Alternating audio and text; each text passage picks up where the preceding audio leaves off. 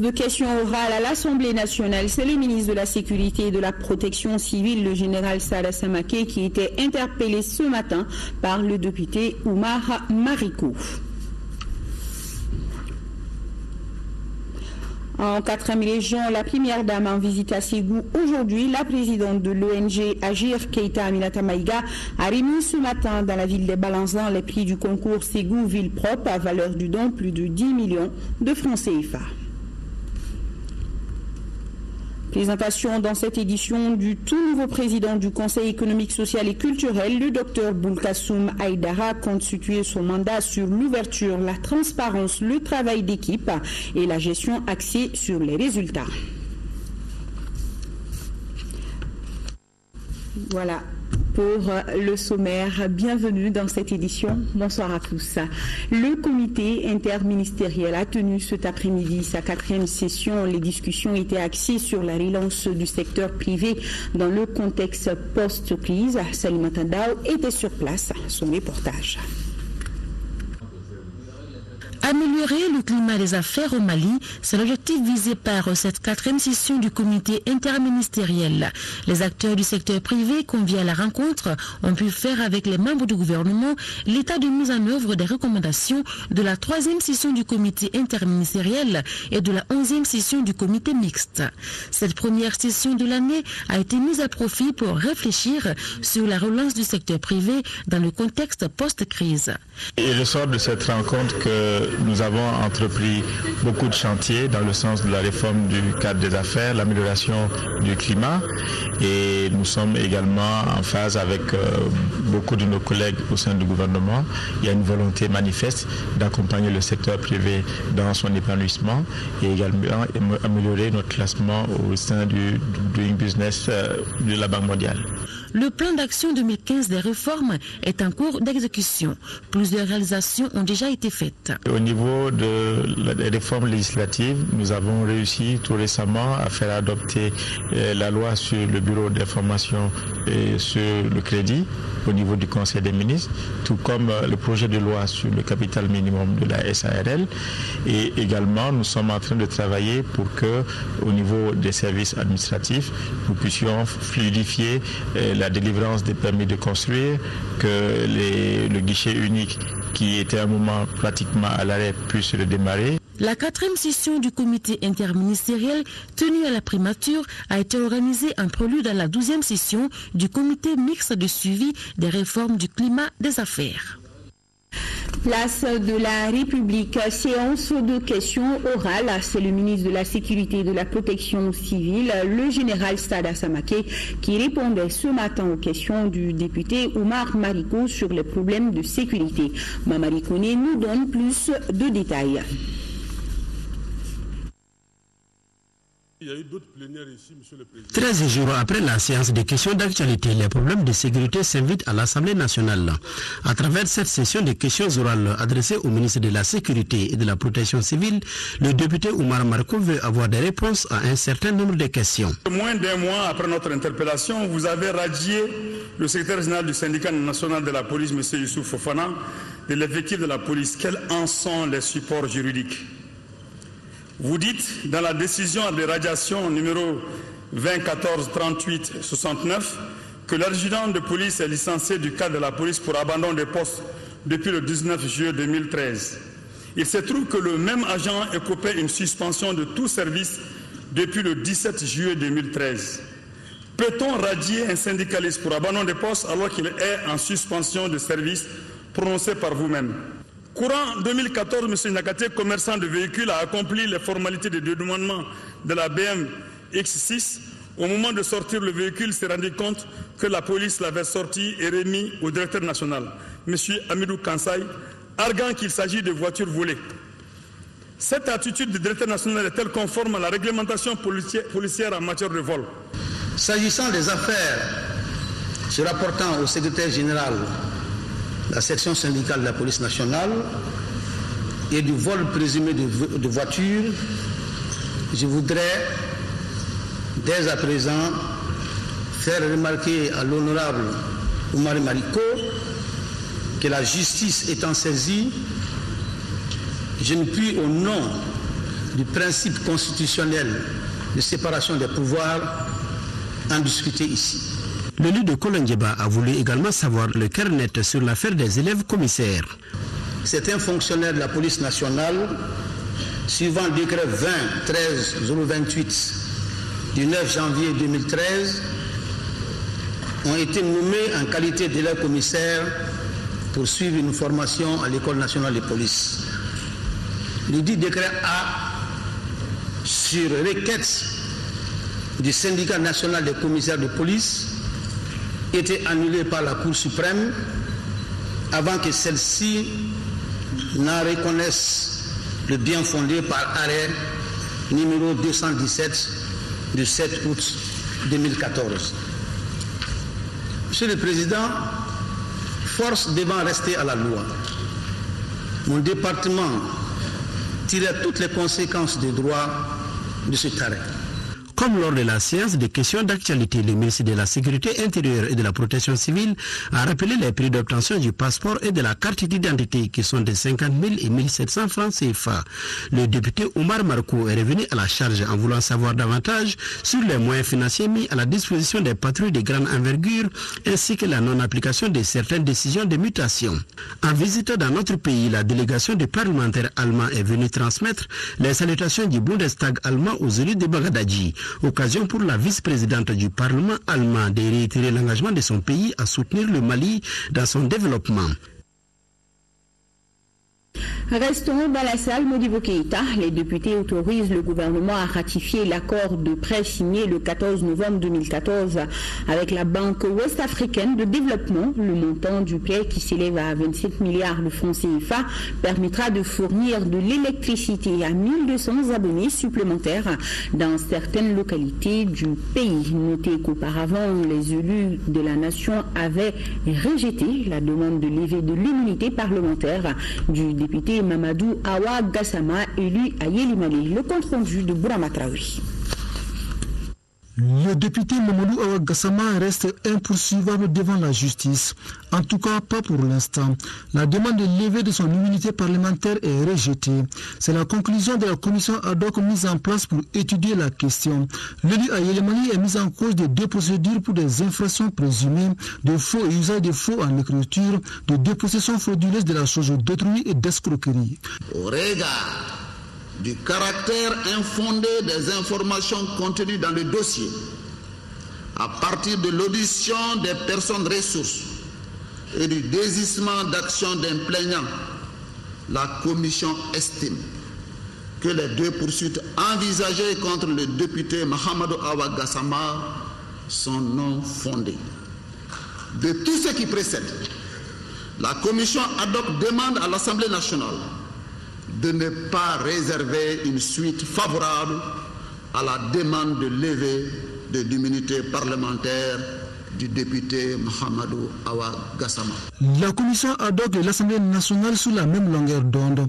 La représentation nationale à son tour vote une résolution contre la levée de l'immunité parlementaire du député Mahamadou Awa Gassama. En chiffres, 141 députés ont voté contre la décision. L'Assemblée nationale a adopté en sa séance plénière du jeudi 30 avril 2015 la résolution dont la teneur suit. Article 1er. La demande de levée de l'immunité parlementaire du député Mahamadou Awa Gassama est rejetée. Article 2. La présente résolution est publiée au journal officiel de la République du Mali. Le Premier ministre avait transmis au président de l'Assemblée nationale dans un courrier la demande de levée de l'unité parlementaire du député Mahamadou Awa Gassama, une demande donc rejetée par l'institution, une décision à laquelle se conforme volontiers le gouvernement. Par ailleurs, le Parlement national autorise le gouvernement à ratifier l'accord de prêt signé avec la Banque ouest-africaine de développement d'un montant de 25 milliards de francs CFA. Le prêt vise à assurer le financement partiel du projet de réhabilitation des aménagements hydroélectriques de Sélingué et de Soutiba, une nécessité absolue au regard de la dégradation avancée des installations. La réhabilitation des infrastructures doit permettre de fournir de l'électricité à 1200 abonnés supplémentaires dans les villes de Kangaba, Boulesebou et 15 autres localités du Mali. Auparavant, les députés avaient voté le projet de loi autorisant la ratification du traité de Marrakech. Le texte vise à faciliter l'accès des aveugles, des déficients visuels notamment aux œuvres publiées. Le traité ne permet pas la modification du contenu de l'œuvre, mais simplement sa transcription afin de parvenir à un format accessible. Après cette séance, le président de l'Assemblée nationale a reçu en audience le directeur régional de l'ONU-SIDA. Le docteur Mamadou Diallo est porteur des messages du directeur exécutif de l'ONU-SIDA au président de l'Assemblée nationale. À sa sortie d'audience, il est au micro de Mamari Kouni.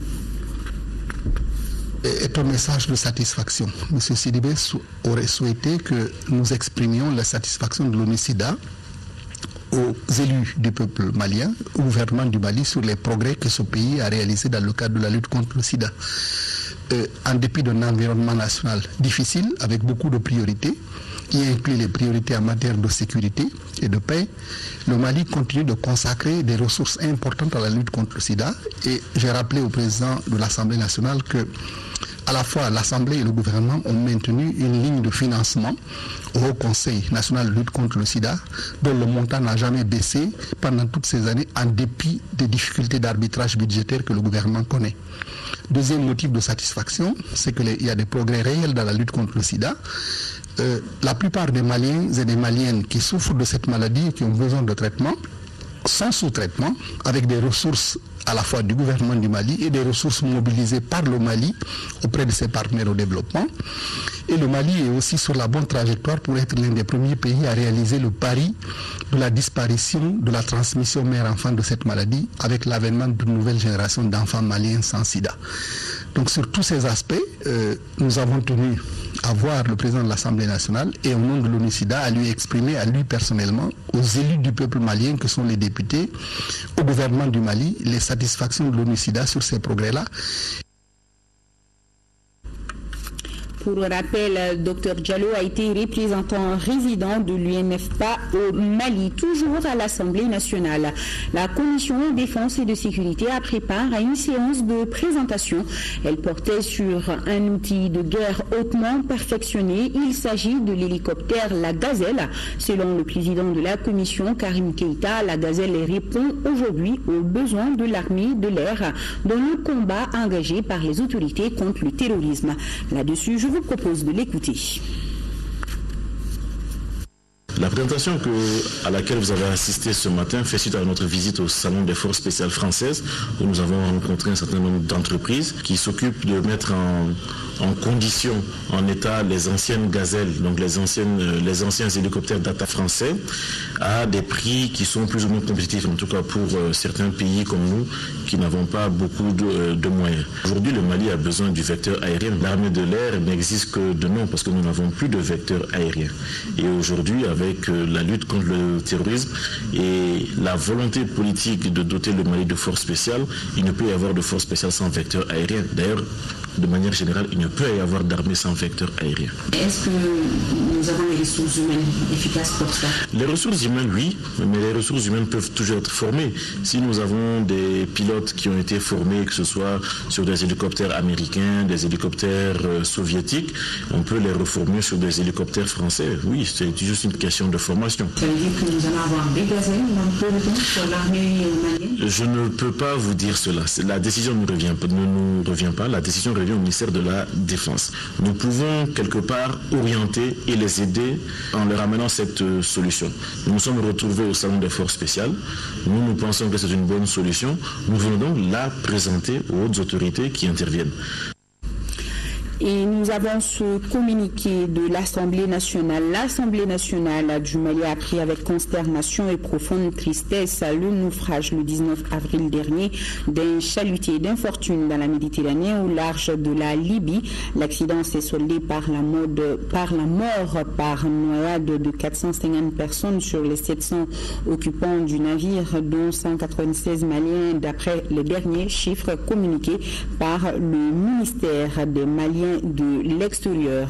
En cette douloureuse circonstance, l'Assemblée nationale du Mali s'incline devant la mémoire de toutes les personnes disparues et présente ses condoléances les plus émues aux familles des victimes maliennes.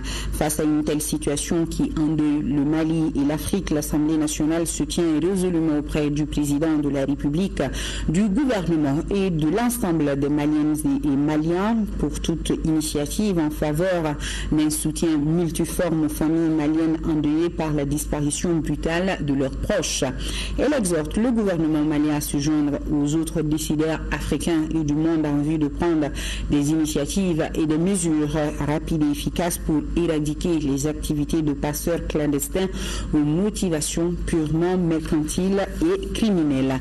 Par ailleurs, les parlementaires maliens présentent leurs condoléances les plus attristées aux familles des victimes de la pirogue qui est chaviré le dimanche 26 avril 2015 dernier sur le fleuve Niger au niveau de la localité de Tienfala dans la région de Kouloukourou. Par la même occasion, l'Assemblée nationale demande au gouvernement de prendre les dispositions urgentes pour l'application rigoureuse et le contrôle des mesures de sécurité concernant les équipements de transport sur l'ensemble des cours d'eau du pays. Et toujours en parlant des disparus maliens, nous avons reçu ici à notre rédaction des messages de condoléances des forces alternatives pour le changement de l'ADEMA, Parti africain pour la solidarité et la justice, de la convergence pour le développement du Mali, CODEM, du Parti Front africain pour la mobilisation et l'action, FAMA, du Parti pour la Renaissance nationale, PARENA, du Bureau de coordination de l'Association pour le Mali, APM. Tous s'inclinent devant la mémoire des disparus, adressent leurs condoléances aux familles et souhaitent prompt rétablissement aux rescapés. Suite aux attaques barbares successives perpétrées contre les populations de Bouna, Gundam, Tombouctou, Bintagoungou et Léré depuis quelques jours, les membres de la coordination des associations des cercles de Tombouctou à Bamako s'y sont réunis hier jeudi, réunion à l'issue de laquelle El Hadj Baba Sandi, membre de la coordination, nous délivre une déclaration. Nous, membres de la coordination des associations des cercles de la région de Tombouctou à Bamako, réunis le 30 avril 2015, considérant la recrudescence inquiétante de la violence et la multiplication des actes de vandalisme et le retour préoccupant de l'insécurité dans notre région depuis l'annonce de la date de la prochaine signature de l'accord de paix au Mali, déplorant et condamnant avec force les attaques barbares successives perpétrées contre les paisibles populations de Mbouna, Gundam, Tombouctou, Léré et Bintagoungou, troublant leur quiétude et entraînant une psychose générale. Prenant acte des engagements par le gouvernement du Mali avec la communauté internationale de la manifestation de sa volonté à respecter le cessez-le-feu, ainsi que celle plusieurs fois renouvelée d'aller à un accord de paix inclusif. Réaffirmons notre soutien constant et notre solidarité avec toutes les populations qui souffrent le martyre dans notre région. Présentons nos condoléances les plus attristées aux familles endeuillées. Souhaitons prompt rétablissement aux blessés et soutenons tous ceux qui ont perdu leurs biens, craignant la mise en œuvre de rumeurs tendant à la création de groupes de jeunes inexpérimentés, prêts à se sacrifier pour organiser une résistance. Demandons au gouvernement, à travers les forces armées et de sécurité, de jouer son rôle régalien pour assurer la défense et la sécurité des populations sur l'ensemble du territoire national. Exhortons les forces internationales présentes sur le terrain, à travers la MINUSMA et l'opération Barkhane, à assurer la défense des populations civiles, conformément à leur mandat sous le chapitre 7, dans le cadre de la résolution du Conseil de paix et de sécurité des Nations Unies. Et Déclaration prise plus tôt aujourd'hui, ici même à l'ORTM, cet après-midi. Le ministre de la Défense et des anciens combattants informe l'opinion nationale et internationale que le MNLA et ses alliés ont attaqué hier mercredi les forces maliennes basées à Léré. Le bilan provisoire de ces affrontements est de côté Fama, 9 morts, 6 blessés, 6 otages, un véhicule endommagé. Côté ennemi, 10 morts et 16 blessés, 2 véhicules détruits, un véhicule, des armes et des munitions récupérées. Le ministre précise que Léré est sous contrôle et encourage les FAMA à accomplir leur devoir avec détermination pour le seul service de notre patrie. Et le comité exécutif national de la Confédération syndicale des travailleurs du Mali, CSTM, après analyse de la situation sécuritaire de notre pays en général et dans la sous-région, dans les régions du Nord plutôt, notamment dans le cercle de Ménaka, région de Kidal en particulier, apporte son soutien indéfectible à Gatia pour avoir libéré la population de Ménaka du joug des terroristes et leurs alliés narcotrafiquants qui en avaient fait leur bastion depuis 2012. Le ministre de la Réconciliation nationale rentre d'une tournée qu'il a conduit du 21 au 24 avril dernier à New York au siège des Nations Unies. Zahabi Ould Sidi Mohamed, qui représentait le président de la République, a pris part à la grande conférence sur la promotion de la tolérance et de la réconciliation organisée par les Nations Unies. En marge de cette conférence, le ministre de la Réconciliation nationale a aussi rencontré le secrétaire général des Nations Unies et d'autres personnalités. Le ministre Zahabi nous donne le bilan de cette visite au micro de Modibo Mariko. De rencontrer les responsables des Nations Unies, du département du maintien de la paix, du département du peace building, et aussi le bureau du secrétaire général, tous qui soutiennent les accords d'Alger et qui aussi sont prêts à aider notre pays à l'accompagner dans le cadre de la signature de l'accord qui est prévu le 15 mai ici à Bamako, car cette date a été fixée par la médiation pour la signature de l'accord de paix. Et nous espérons que toutes les parties seront là. En marge de la conférence à laquelle vous étiez invité, vous avez rencontré beaucoup de personnalités. Est-ce qu'on peut savoir avec vous si vous avez des engagements pour accompagner le processus de paix en cours, notamment la signature de l'accord le 15 mai à venir? Ce que je peux vous dire, c'est qu'il y a une unanimité de tous les partenaires du Mali pour accompagner le Mali dans la paix. On assiste ces derniers jours à une recrudescence de la violence sur le terrain. Est-ce que cela ne va pas compromettre un peu la signature du 15 mai? Non, je ne crois pas, parce que la signature, c'est un long processus. Il faut rappeler que le 15 mai, c'est la date fixée par la médiation internationale. Nous nous préparons pour le 15 mai. Le gouvernement a mis en place une commission et je demande à tous les Maliens de soutenir, de se mobiliser pour que l'événement du 15 mai soit une réussite totale. Et nous souhaitons, je dis bien, de tous nos cœurs, que nos autres frères qui n'ont pas paraffé, qu'eux aussi soient de la fête. L'actualité, c'est la visite aujourd'hui de la première dame en 4e région. La présidente de l'ONG Agir, Keita Aminata Maïga, était dans la capitale des Balanzans dans le cadre de la remise des prix du concours Ségou Ville Propre. Et c'est la commune de Ségou qui a enlevé le gros lot, suivi de Sebou et de Pelengana. La valeur des prix est évaluée à plus de 10 millions de francs CFA, une donation qui comprend d'importants équipements d'assainissement, de reboisement et de protection d'environnement. La première dame a aussi visité l'atelier d'Omo qui fait le traitement des eaux usées. De Ségou, le reportage de notre correspondant sur place, Dougoufana Traoré. Cette donation de la présidente de l'ONG Agir comprend un camion équipé, des brouettes, des pelles et divers matériels d'assainissement. Coût total, un peu plus de 10 millions de francs CFA. La problématique de l'assainissement dans nos différentes communes est une équation très difficile à résoudre pour plusieurs raisons. La faiblesse des ressources des communes, l'insuffisance des moyens matériels. Le maire de Ségou a, au nom des 3 communes, remis l'attestation des citoyens d'honneur de la cité de Balazan à la famille présidentielle. En plus, chacun des maires de ces 3 communes a remis à l'épouse du chef de l'État des cadeaux symboliques.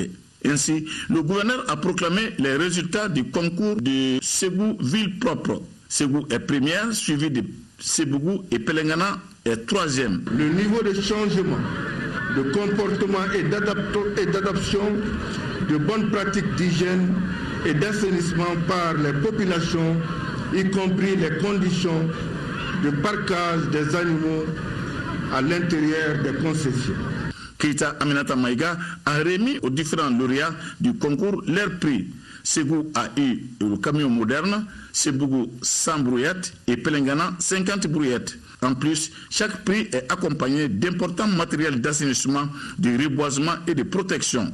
Pour l'ONG Agir, les 3 communes ont bien compris le message de l'ONG Agir, comme en témoignent les messages sur les différentes banderoles. L'aspect village des 3 communes, à savoir la commune rurale de Pelengana, la commune urbaine de Ségou et la commune rurale de Sébougou, constitue un véritable problème d'assainissement avec des dépotoirs d'ordures devant les concessions qui sont destinés aux champs de culture. Je pense que c'est un bienfait pour la commune urbaine de Ségou. Même s'ils ont du matériel, ce sera un matériel supplémentaire qui quand même n'est pas petit dans les travaux d'assainissement. Donc c'est une journée heureuse pour Agir. Quant à la station Le Domo, je pense que ce que je viens de voir me conforte encore dans l'idée que les Maliens sont très entreprenants, mais souvent très discrets. Parce que c'est vrai qu'on le voit à la télé, mais c'est quelque chose à visiter, que tous les Maliens viennent voir comment on peut travailler sans polluer, récupérer, créer de l'emploi. Puis après, la délégation de la première dame a visité le centre de Domo. Là-bas, ils font de la teinture bogolan avec des plantes et matériaux locaux. Ils disposent d'un système d'épuration d'eau qui n'affecte pas l'environnement. Keita Aminata Maïga a ensuite rencontré les notabilités à la mairie de Ségou. Et l'ORTM Ségou vous propose un magazine ce soir après ce journal. Il s'agit de l'inauguration du siège de la coordination. Les communes de Djabali et de Gofri viennent de mettre à la disposition des populations des réalisations pour le développement de leur cadre de vie et c'est réalisé par Fousseini Issamaki. Le ministre de l'administration territoriale et de la décentralisation, Abdoulaye Idrissa Maïga, a réceptionné les premières cartes Sénina destinées aux électeurs de la législature partielle de la commune 5 du district de Bamako. C'était en présence des représentants de la CENI et de la DGE. Le reportage de Adibou Koulibaly. La cérémonie de réception de ce premier lot de cartes Nina a été brève mais pleine de signification. L'arrivée de ces nouvelles cartes d'électeurs lève le doute sur la tenue de l'élection législative partielle en commune 5 du district de Bamako, prévue le 31 mai prochain. Le gouvernement s'est engagé à faire en sorte que les nouveaux majeurs puissent participer aux prochaines élections dans notre pays. Et le ministère de l'administration territoriale a organisé une opération d'achèvement du recensement administratif à vocation d'état civil. À l'issue de ces opérations, nous avons procédé à la prise en charge des nouveaux majeurs et aujourd'hui il s'agit de confectionner les cartes pour tous les nouveaux majeurs qui entrent dans le fichier électoral. Les cartes que nous venons de recevoir vont servir pour les électeurs de la commune 5 du district de Bamako. Le ministre en charge de l'administration territoriale a remis les 16 000 cartes Nina sur les 622 000 prévues au gouverneur du district de Bamako sous l'œil vigilant des représentants de la CENI. C'est une mission réglementaire de notre part pour attester de la crédibilité du processus électoral. Nous avons comme mission de faire la supervision de tout le processus. Avec ces nouvelles cartes, les nouveaux majeurs et omis en commune 5 du district de Bamako peuvent voter le 31 mai pour élire un nouveau député en remplacement de Mme Oumou Simbo Keïta, décédée en février dernier Et le gouverneur du district de Bamako informe les populations du district dans le cadre de l'élection législative partielle du 31 mai 2015. Il est créé en commune 5 des centres de remise des cartes Nina. Aussi, les cartes pourront être retirées à compter du lundi 4 mai 2015 et jour suivant à partir de 9h au niveau du centre principal d'état civil de la commune 5 pour les quartiers de Torokorobou et quartier Mali, des centres secondaires d'état civil de Badalabougou pour les quartiers de Badalabougou et Séman, les centres secondaires d'état civil de Daoudabougou, de Kalabankoura, de Sabalibougou et de Bakodjikoroni pour ces quartiers de la commune. Vous le savez probablement déjà que le Conseil économique, social et culturel a désormais un nouveau président élu à la faveur de la session extraordinaire du 20 au 24 avril 2015 de l'institution. Le docteur Boulkassoum Aïdara, c'est son nom, est un homme d'expérience dont les lignes directrices seront fondées sur l'ouverture, la transparence, le travail d'équipe et la gestion axée sur les résultats. Souli Ibrahima Keïta l'a brièvement rencontré sur son parcours, les défis de sa mandature et sa vision managériale. Clin d'œil.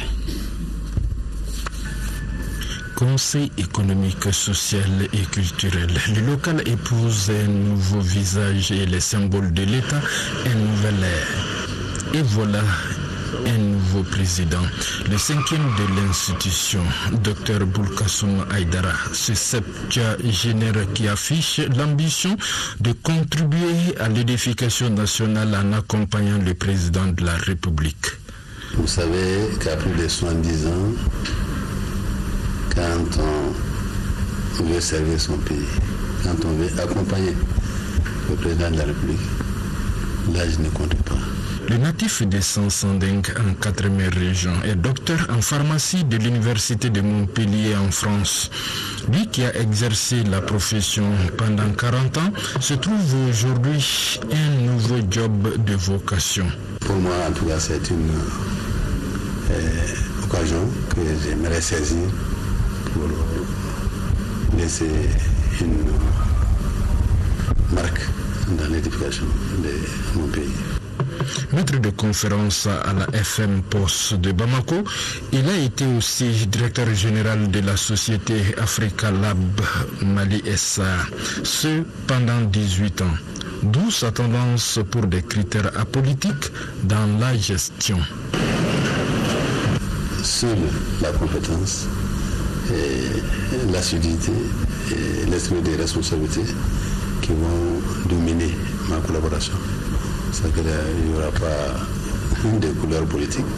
Des critères qui en appellent d'autres pour cet ancien député et non moins actuel président intérimaire du Rassemblement pour le Mali. Les lignes directrices seront axées sur la transparence, l'ouverture et le travail d'équipe. Et que chacun se sente concerné dans la gestion de l'entreprise. Et puis, ce qui est important, nous devons être des conseillers privilégiés des autorités politiques de ce pays.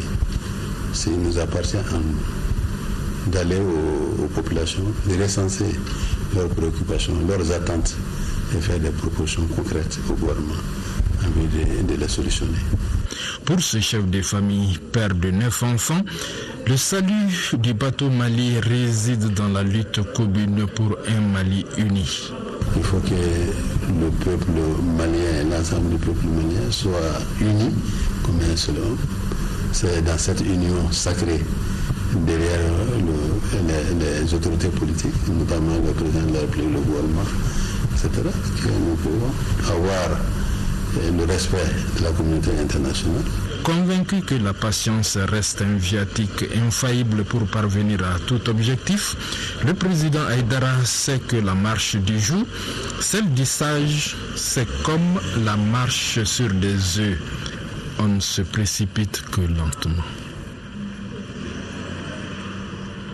Dans un nouveau président, le ministre de l'économie numérique, de l'information et de la communication, porte-parole du gouvernement, a rencontré cet après-midi les chargés de mission des différents ministères et des institutions de la République élargies aux directeurs de certains organes de l'État, la MAP, le RTM et l'ANCD.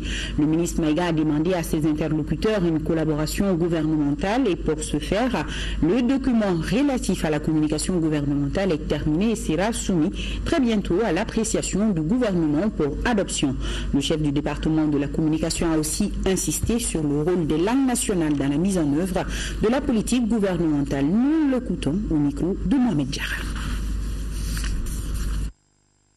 Le premier message, c'est de dire aux chargés de communication des départements et des institutions qui sont nos partenaires dans la promotion de la communication gouvernementale que le document sur la stratégie de communication gouvernementale qui a fait l'objet d'un atelier il y a quelques semaines, auquel atelier ont participé l'ensemble des partenaires sociaux, les partenaires de la communication, les partis politiques, la société civile, les institutions. Ce document a été soumis à une équipe d'experts qui vient donc de finaliser son travail. Je leur ai donc indiqué que le travail est pratiquement fini.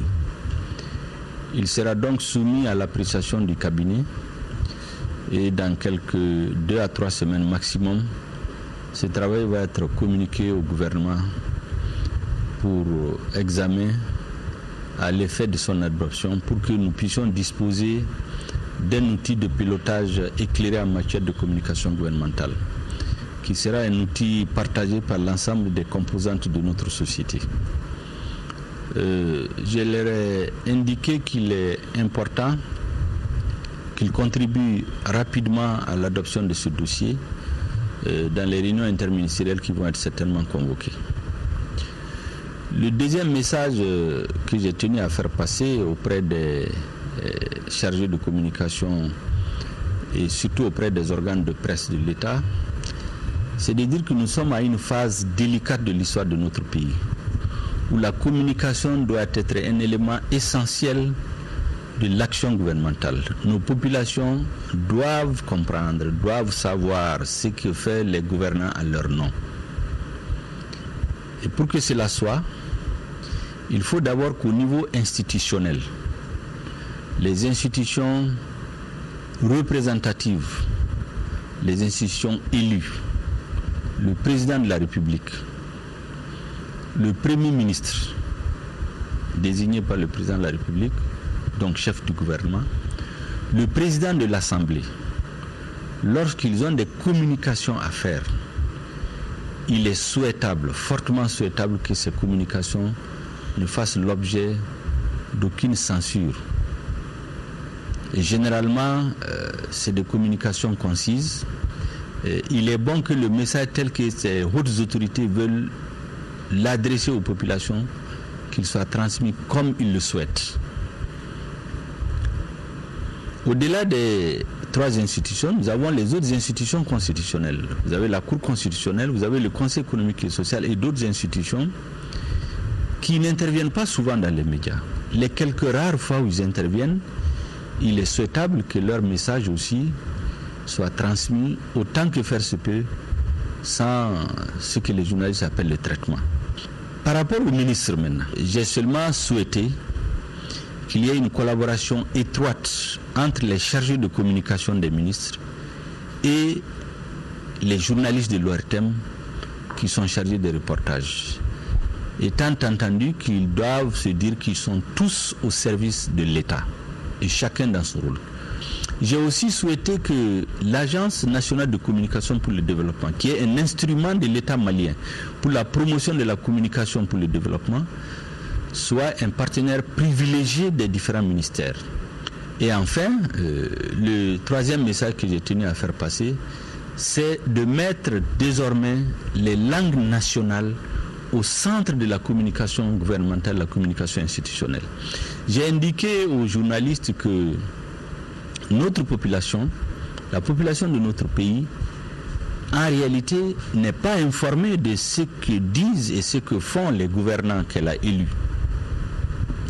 Et pour qu'elle le sache, il faut qu'elle comprenne, il faut qu'elle entende, il faut qu'elle écoute ce que ces gouvernants disent. Et donc, il faut qu'on réfléchisse comment faire en sorte que de plus en plus, sur les questions essentielles, on puisse s'adresser aux populations dans leur langue. Et je vous relis ce communiqué du ministère de l'économie numérique, de l'information et de la communication. Le ministre de l'économie numérique, de l'information et de la communication, porte-parole du gouvernement, a participé du 28 au 29 avril 2015 aux travaux de la 10e session du comité permanent de l'OCI pour l'information et les affaires culturelles. En plénière, le ministre Shogel Kokala Maïga a attiré l'attention sur les besoins du Mali en termes de coopération pour protéger et conserver les manuscrits de Tombouctou, également fortement impactés par l'occupation des groupes terroristes. Il y a exactement 20 ans que l'Afrique du Sud tournait la page de l'apartheid. 21 ans après, les autorités sud-africaines font le bilan de cette lutte. Ici, à Bamako, l'ambassadeur du pays arc-en-ciel a organisé une réception. Le diplomate sud-africain a déploré les récents événements malheureux de Durban avant de magnifier l'excellence des relations entre le Mali et l'Afrique du Sud. Mohamed Jarrah. Sur le perron, l'ambassadeur de l'Afrique du Sud, doyen du corps diplomatique, reçoit les félicitations d'éminentes personnalités à l'occasion du 21e anniversaire de la fin de l'apartheid dans son pays. Et c'est dans une atmosphère empreinte de convivialité que les uns et les autres se sont retrouvés pour un rappel de l'histoire de la nation arc-en-ciel avec à sa tête un héros en la personne de Nelson Mandela. 2 décennies donc après la fin de l'apartheid, il faut mesurer le chemin parcouru. Cette année, la fête nationale de l'Afrique du Sud est endeuillée par les événements malheureux de Durban. 7 personnes ont été tuées dans horrible attaque contre les étrangers à Durban et Johannesburg. Nous condamnons fermement ces attaques. Nous n'avons pas de place pour elles dans une démocratie où tout le monde est libre d'exprimer son opinion. Pour le doyen du corps diplomatique, le combat qu'il faudra gagner est celui contre la pauvreté, l'inégalité, le chômage, entre autres. Des défis communs à bon nombre de pays africains, dont le nôtre. Le diplomate a aussi annoncé que la compagnie aérienne nationale sud-africaine va desservir très prochainement Bamako. Le diplomate sud-africain n'a pas occulté la situation sécuritaire du pays. Alors que l'Afrique du Sud encourage la résolution de problèmes maliens à travers les négociations, elle demeurait préoccupée par les persistantes insécurité dans le nord. Nous étions tous les participants aux négociations à signer l'accord sur la paix et la réconciliation au Mali. Et Rantben Williams Mbokode de saluer la libération de l'auteur néerlandais avant d'émettre le vœu de voir libérer dans un bref délai son compatriote et l'auteur suédois en captivité. Il a profité de cette fête pour annoncer la fin de sa mission. Le Mali a célébré aujourd'hui, 30 avril, la 19e journée africaine de la prévention des risques professionnels et la 13e journée mondiale de la sécurité et de la santé au travail. Une occasion d'attirer l'attention des employeurs et travailleurs sur ces risques et les aider à les prévenir. Sira Bachili nous fait le point. Les accidents de travail inquiètent et prennent de l'ampleur. Mobilisation générale donc des travailleurs pour alerter sur les risques professionnels. Il s'agit de promouvoir la culture de la sécurité chez les employeurs et employés à la fois. La 19e journée de la prévention des risques professionnels met l'accent sur l'appui aux structures de santé et de sécurité. Elle est célébrée en même temps que la 13e journée mondiale de la sécurité et de la santé au travail. Au cours de cette journée, les techniciens présentent les avantages de la prévention des risques professionnels au niveau des entreprises, surtout au niveau des sociétés minières où les travailleurs côtoient à chaque instant les dangers. Au Mali, rien qu'en 2013, 579 cas d'accidents de travail ont été enregistrés. Le coût de réparation dépasse chaque année 500 millions de francs CFA.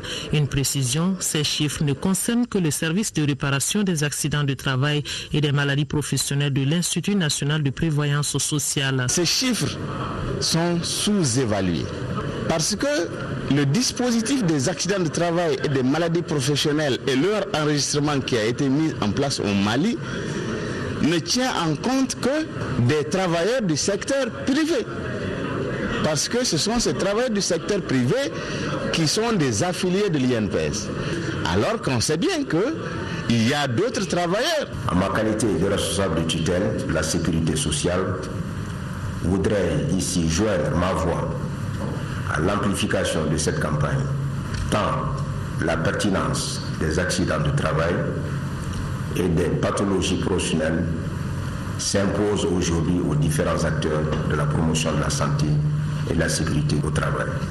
Pour le secrétaire général du ministère de la Solidarité et de l'Action humanitaire, il est urgent d'instaurer au plan national des cadres de concertation et de réflexion, ce qui permettra de trouver des moyens en amont pour limiter l'exposition des travailleurs aux risques et de sauvegarder la productivité des entreprises. À l'instar de la communauté internationale, la fête du travail est une tradition bien établie dans notre pays. À cette occasion, le ministre du Travail, de la fonction publique et de la réforme de l'État, chargé des relations avec les institutions, s'est adressé aux travailleurs du Mali, des propos recueillis par Abdul Karim Kaba. Les travailleurs et travailleuses ainsi que leurs organisations représentatives ont toujours joué un rôle déterminant dans le processus de développement politique, économique et social de notre pays.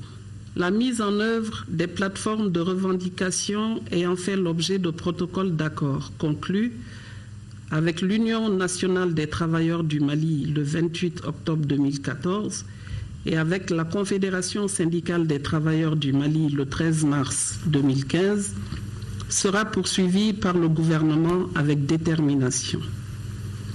À cet effet, l'augmentation de 10% de la valeur du point d'indice pour compter du 1er juillet 2015, avec effet rétroactif sur la période de janvier à juin 2015, qui sera suivie de 2 autres revalorisations, soit 3% pour compter du 1er janvier 2016 et 7% pour compter du 1er janvier 2017, ainsi que l'augmentation du salaire minimum interprofessionnel à 35 000 francs CFA en 2015 et 40 000 francs CFA en 2016, sans oublier le relèvement des allocations familiales à 3 500 francs CFA et 4 000 francs pour les enfants souffrant d'handicap, participe de la volonté du gouvernement d'améliorer le niveau de vie des salariés maliens.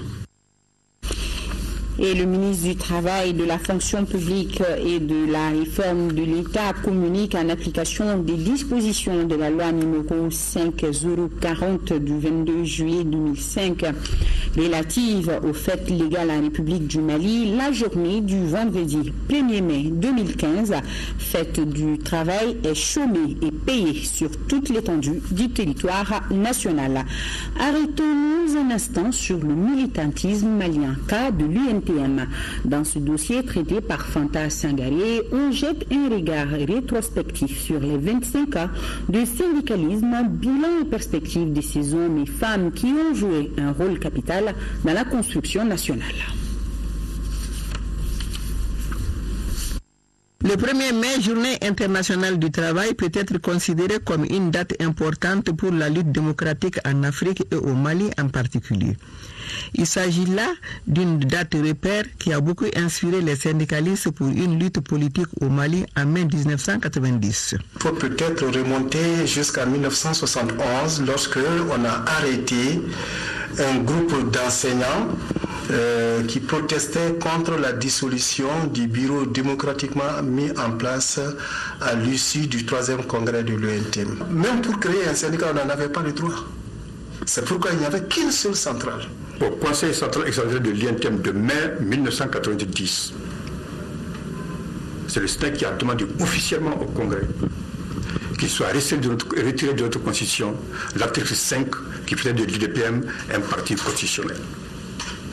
C'est à la Bourse de travail qu'un conseil central extraordinaire a décidé par résolution que le Mali aille à une démocratie. Ça a été une contribution très forte de l'ensemble des travailleuses et des travailleurs du Mali.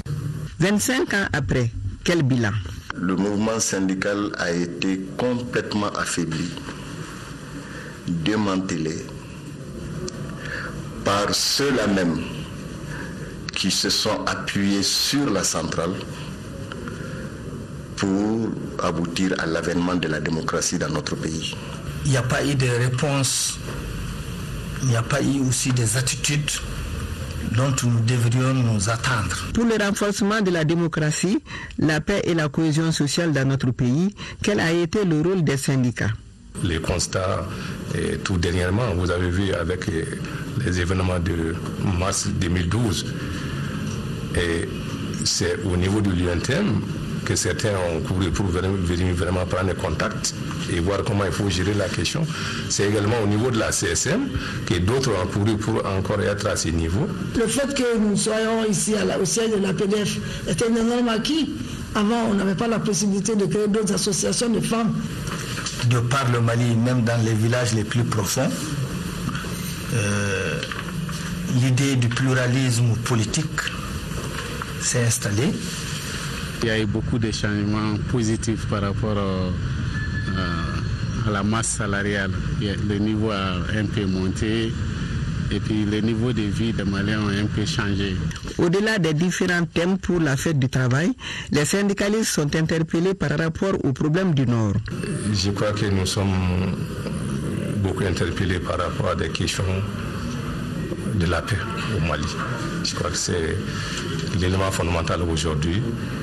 Nous nous plaçons vraiment à faire du 1er mai sous le signe quand même l'avènement de la paix dans les pays. Nous avons choisi de fêter sous le triple signe de la gouvernance, de la justice et de la paix. 25 ans après, le pluralisme syndical se porte bien au Mali. Il regroupe aujourd'hui 4 centrales syndicales et plusieurs syndicats autonomes. Merci Fanta. Et le comité exécutif central du parti YLMA, le parti Solidarité africaine pour la démocratie et l'indépendance, le parti Convergence pour le développement du Mali adresse aux travailleurs du Mali et du monde entier leurs vœux de bonne fête. La semaine nationale de la liberté et de la presse, c'est du 27 avril au 3 mai. La Maison de la Presse veut marquer l'événement. Elle a organisé une conférence sur le dialogue générationnel, une véritable école pour les journalistes en herbe, nous dit Mamoudou Sidibé. Cette année, la Maison de la Presse du Mali a fait de la Journée mondiale de la liberté de la presse une semaine nationale. Plusieurs thèmes ont été retenus pour les conférences débats. Ce mercredi, les échanges ont porté sur le dialogue intergénérationnel. Ça a permis aux jeunes étudiants en journalisme ici d'être assez informés sur la réalité de leur métier, sur les défis qui les attendent, sur les challenges qu'ils vont avoir à relever au moment d'exercer cette profession et pour savoir quelle personnalité il faut avoir et comment on peut être un grand journaliste en restant modeste, en restant humble. Les deux conférenciers, Saïdou Yatara et Massile Yatassaï, ont exposé devant les jeunes journalistes les expériences vécues, les comportements du journaliste, mais aussi et surtout les contraintes du métier. Les jeunes même doivent accepter, les cadets doivent accepter de venir aux anciens, de s'adresser aux anciens, de faire le déplacement, aller les voir, leur demander qu'est-ce qu'ils ont fait eux pour réussir dans ce métier. Ils ne le font pas. Et les jeunes n'acceptent pas les observations qu'on leur fait. Ils n'acceptent pas les critiques. Sans accepter les observations et les critiques, on ne peut pas avancer. La journée mondiale est célébrée avec le thème « Rôle des médias dans la réconciliation nationale et relance économique ». Parlons à présent de cette nouveauté, une nouveauté récréative. Il s'agit de la première édition des Journées théâtrales Guimba Nationale, démarrée hier soir au Centre international de conférence de Bamako. La manifestation a regroupé la crème de la comédie malienne, soutenue par des artistes et musiciens de notre pays. L'un des objectifs de ces journées est de développer et promouvoir le théâtre malien et permettre aux jeunes comédiens d'avoir une voix dans ce art qui a pris son envol au Mali dans les années 80 à travers le Koteba national. Moudibou Souari. Le théâtre est un genre littéraire particulier qui concilie à la fois littérature et spectacle. C'est aussi un art qui se veut être un monde de conventions dans lequel des comédiens interprètent des personnages et prêtent leur voix et leurs gestes pour donner vie à un texte. Au Mali, le théâtre ou l'humour permet de transmettre des messages pour sensibiliser et dénoncer certains faits de société. Les journées théâtrales Guimba National sont un espace d'expression et de promotion de nos jeunes talents et un soutien formidable pour ceux qui ont l'expérience du métier mais qui n'en ont pas les moyens. Nous avons la chance de faire le tour du monde plus d'une dizaine de fois sous le couvert des troupes étrangères, mais nous voulons le faire sur les ailes du drapeau malien. 2 tableaux ont marqué l'ouverture de ces journées Guimba National. La pièce intitulée Immigritude, présentée par la troupe Waraba Compagnie, était la première représentation. Cette pièce nous sensibilise sur les dangers et dénonce les conditions des candidats à l'immigration sur la Méditerranée. Un phénomène plus que d'actualité vu tout ce qui se passe ces derniers temps sur les côtes italiennes. Ensuite, l'assistance a eu droit à une pièce très originale baptisée Les Fous démocrates de la troupe Arc-en-Ciel, évoquant la question de la bonne gouvernance. Par un passé récent, Guimba National et ses amis, sous la houlette de Ousmane Sow, ont montré le rôle d'agitateur de conscience du théâtre.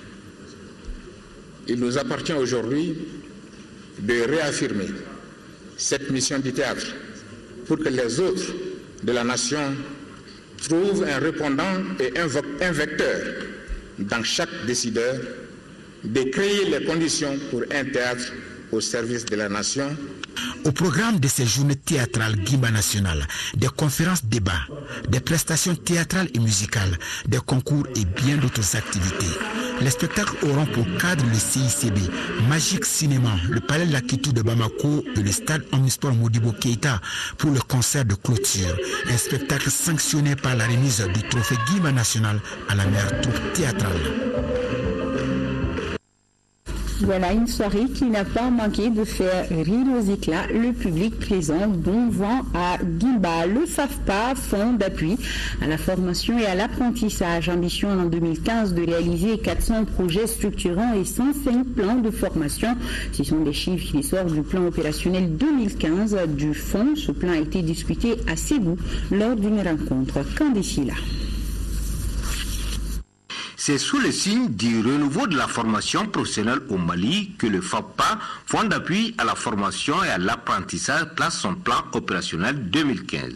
Un plan soumis au chef d'antenne et au cadre du fonds. Ce plan ambitionne, au titre de 2015, d'accorder une place importante au secteur privé dans le montage et la consolidation des projets. Cette année, le FAFPA ambitionne de réaliser 400 projets structurants dans le secteur non structuré, 105 plans de formation dans le secteur moderne et des projets d'équipement en direction des centres de formation. Durant les travaux, les acteurs chargés de la mise en œuvre ont échangé sur les orientations stratégiques du plan, les concepts clés, les perspectives, mais aussi son applicabilité sur le terrain. Il convient de rappeler que la question de la formation professionnelle constitue une des priorités pour les hautes autorités du Mali et particulièrement pour les autorités administratives et politiques de la région de Ségou, parce que la formation professionnelle est le gage de la stabilité économique. On note enfin qu'à l'issue des assises, plusieurs notifications ont été apportées par les participants. Parmi ces notifications, l'organisation de plusieurs rencontres pour peaufiner la stratégie de mise en œuvre et l'organisation de voyages et autres visites d'échange. Lancement du projet de lutte contre la morbidité maternelle et infanto-juvénile dans le district sanitaire de Yorosso en 3e région. Daouda Diakité, correspondance. Le projet Amélioration de la santé maternelle et infantile qui vient d'être ainsi lancé se veut une continuation des interventions de Save Children International en matière de santé dans le district sanitaire de Yorosso. financé par l'Agence coréenne de développement international COICA à hauteur de 800 millions de francs CFA pour une durée de 3 ans. Il vise, entre autres objectifs, le but du projet est toujours de contribuer à la réduction de la morbidité et mortalité maternelle et infanto-juvénile dans le district de Yorosso durant les 3 ans, améliorer les résultats en termes de qualité des services pour la maternité à moindre risque, en termes de couverture vaccinale des enfants, en termes d'état nutritionnel des femmes et des enfants, et en termes de maladies transmissibles et du paludisme. Le projet couvre les 16 aires de santé fonctionnelles du district sanitaire de Yorosso et se focalise sur la formation, le renforcement des capacités et la communication pour un changement de comportement pour la réduction de la mortalité maternelle et infanto-juvénile. 55 801 enfants de 5 ans, 12 682 femmes enceintes et 57 323 femmes en âge de procréer devront être touchées. Les autorités régionales et les partenaires communaux ne ménageront aucun effort pour apporter le soutien nécessaire à la réalisation des objectifs du projet. La présentation du projet par la coordinatrice aura permis aux acteurs et partenaires de s'imprégner des objectifs stratégiques, la méthodologie et les règles du bailleur pour l'atteinte des objectifs.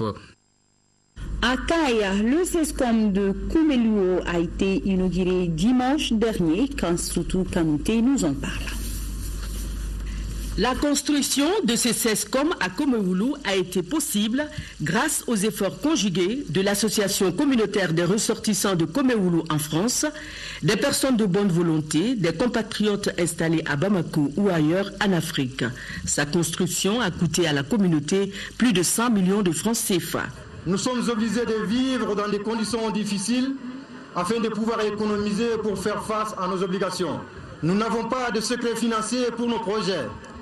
C'est la vie en communauté en France, l'entente et la solidarité qui nous a permis de financer ces projets. D'un coût de plus de 100 millions de francs CFA, ce CESCOM est composé d'une maternité, d'un dispensaire, d'un logement pour le DTC, d'une grande chambre pouvant servir de morgue. Construire un CESCOM à Koumeloulou, à moins de 3 km de celui de Tamakara, il fallait le faire. Ceci démontre à suffisance le dynamisme, mais aussi le souci qu'ont les migrants ressortissants du village pour leurs parents restés au village. Le maire de la commune de Djafounou Tambakara, l'honorable Mamadou Awagassama et les autorités sur place, dans leur intervention, ont salué cette belle initiative qui, selon eux, contribuera à une meilleure prise en charge des problèmes de santé des populations de Koumeloulou et environ. Les populations de Koumeloulou et environ qui n'auront plus besoin de parcourir des kilomètres pour pouvoir se soigner sont non seulement sortis massivement, mais ont aussi manifesté leur joie à travers chants et danses du terroir. Accompagné d'une forte délégation, le préfet du SEC de Yélémané a procédé à la coupure symbolique du ruban. Coupure de ruban qui s'est soldée par la remise de diplômes de reconnaissance à tous ceux qui ont œuvré pour la réalisation de ce CESCOM. À suivre après ce journal, la traduction en langue nationale du communiqué du gouvernement sur la situation à Ménaka et Léré. À suivre également la deuxième partie des appels pour le meeting sur la paix prévu ce samedi au stade Omnisport. À 21h passées de 6 minutes prend fin ce journal. La météo tout à l'heure avec Abibatou Djakité suivra le JT des formations avec Mohamed Ouldoumamouni. Je souhaite une bonne fête de 1er mai à tous les travailleurs. Kadidiatou Kone sera là pour les éditions de demain du soir et celle du matin sera une présentation de Aïssata Ibrahim Maïga. Merci et bonsoir.